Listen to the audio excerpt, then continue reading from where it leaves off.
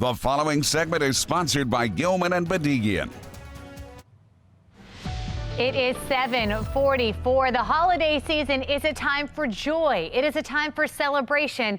You don't want to end up in the emergency room. According to the Consumer Product Safety Division, there are roughly 200 decorating-related injuries per day this time of year.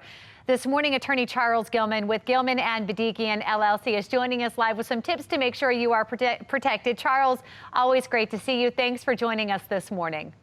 You as well, and happy holidays, Megan. Happy holidays. You know, my dad is one of them. He fell putting up Christmas lights, fell off the ladder. Unfortunately, it was his own error. How do you know if legal action should be considered, if maybe it wasn't your fault?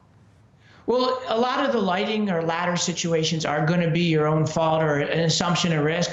So more to the point, what you have to do is just be careful.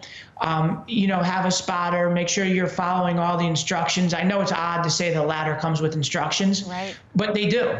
And you should read them before you use it if you're not a professional roofer or somebody who's climbing a ladder on a daily basis. Just remind yourself of all the safety risks and ways to prevent the injuries. What are some of the injuries that you hear about that can often lead to a lawsuit? Are there any that we should keep in mind? Well, often we hear about somebody who climbed on somebody else's roof. For example, I'm a professional decorator and I go out to decorate somebody's house and I climb on their roof and my ladder was safe, but their roof wasn't safe because it was too old and the roof falls in, and then me as the professional fall through the roof. Wow. That's what we hear a lot of is those types of injuries where the roof just wasn't stable.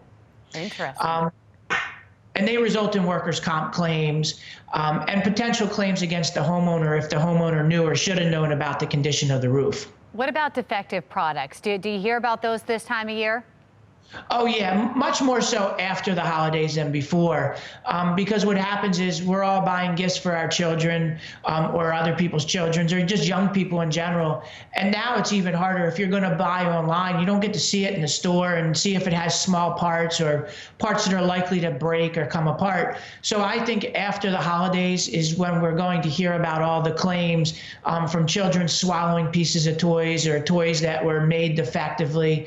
I think we're going to have a huge influx of those types of incidents after the holidays, unfortunately. Yeah, unfortunately, for sure. And those kind of things, you can see how that could happen.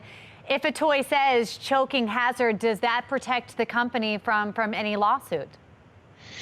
You know, it depends on exactly the nature of the warning. And, you know, if it's a toy for a child under 6 and a child under 3 picks it up, perhaps. But if a child 7 or 8 or 6 picks it up, then perhaps not. Those things are so fact specific. That's why we urge everybody to call a lawyer if it happens to you or your family. Get a lawyer who knows what they're doing to review the facts and circumstances for you. Don't make a generalization. All right, Charles Gilman, we appreciate it. Hopefully no one gets hurt and they won't be calling, but we appreciate your advice this morning. Happy holidays, and we always hope that our phones are quiet and everybody's happy and healthy. That's a good thing. All right, thanks, Charles. Thank you. Happy holidays, Megan. Bye-bye. Same to you.